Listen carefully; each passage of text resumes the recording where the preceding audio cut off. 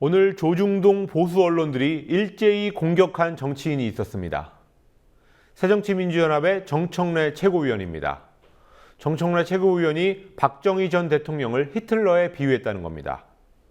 종편들도 하루 종일 이 문제를 얘기거리로 삼았습니다. 정권의 위기에 처할 때마다 국면 전환을 위해 이용되던 소위 막말 시비가 다시 시작됐습니다. 이런 공격이 노리는 효과는 분명하고 과거에 톡톡히 재미를 봤습니다. 조아라 PD가 보도합니다. 네, 새정치민주연합 정청래 최고위원이 잠잠하다 싶었는데요. 또 막말 사고를 친 것 같습니다. 보수 언론들이 새정치민주연합의 정청래 최고위원을 향한 맹폭을 게시했습니다. 문재인 대표가 박정희 전 대통령 묘역을 참배한 데 대한 정 최고위원의 비판 발언을 물고 늘어졌습니다. 독일이 유대인의 학살에 대해서 사과했다고 해서 유대인이 가서 유대인 학살 현장이나 아니면 히틀러 묘소에 가서 참배할 수 있겠습니까?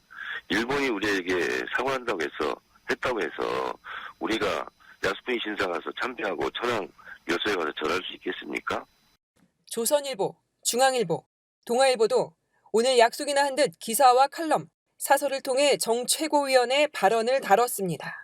파문, 막장, 막말 등의 단어가 제목에 어김없이 들어갔습니다. 박대출 새누리당 대변인도 증오의 수준이 도를 넘었다면서 전직 대통령을 히틀러에 비유하고 묘역을 야스쿠니 신사에 빗댄 것은 역사 부정이고 자기 부정이라고 거들고 나섰습니다. 대통령 지지도 추락, 국정원 대선 개입 유죄 판결, 이완구 총리 후보자의 낙마 가능성 등 총체적 위기 속에서 조중동이 정청래 위원을 타깃으로 세운 것으로 보입니다. 조중동이 비판자들의 말을 문제 삼으며 역공을 펼치는 것은 보수 진영이 그만큼 벼랑 끝에 몰려 있다는 뜻임을 과거 여러 사례들이 보여줍니다. 2013년 국정원의 대선 개입 행위가 하나둘 드러나면서 박근혜 정부의 민주주의적 정통성이 크게 흔들리던 때가 최근의 대표적인 사례입니다.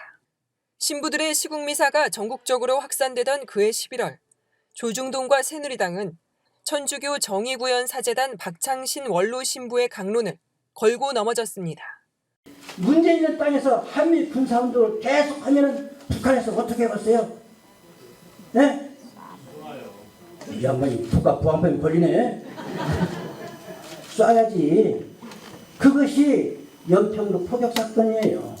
그래놓고 북한을 적으로 만들어가지고 지금까지 이 난리를 치르고 선거에 이용하고 한 겁니다.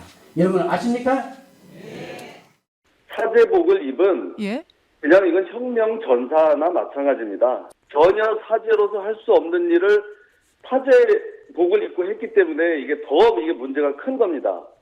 박 신부 발언의 맥락을 무시한 공격에는 박근혜 대통령까지 묵과하지 않겠다고 말하며 힘을 보탰습니다. 그보다 4개월 앞서서는 귀태 발언이 있었습니다. 그 책의 표현 중에 하나가 귀태란 표현이 있습니다. 귀신 기자에다 태아 태자 써서 그 뜻은 태어나지 않아야 될 사람들이 태어났다 해서 만주국의 귀태 박정희와 기시노부스케가 있었는데 아이러니하게도 이 귀태의 후손들이 한국과 일본의 정상으로 있습니다. 홍익표 의원이 국민을 경악해 하는 발언을 서슴지 않았습니다. 우리 새누리당은 어제 홍익표 의원의 한 발언에 대해서 강력히 책임을 요청합니다. 국정원 대선 개입 의혹이 목을 조여오던 정부와 여당의 귀태 발언은 그야말로 호재였습니다. 조중동이 날마다 이 논란을 키우자 홍익표 의원은 결국 대변인직을 내놔야 했습니다. 2012년 총선 당시 여당의 패배가 예상되는 절체절명의 위기에서 조중동은 야당 후보 중 하나였던 김용민 후보의 8년 전 발언을 끄집어내 집중 포화를 가했습니다.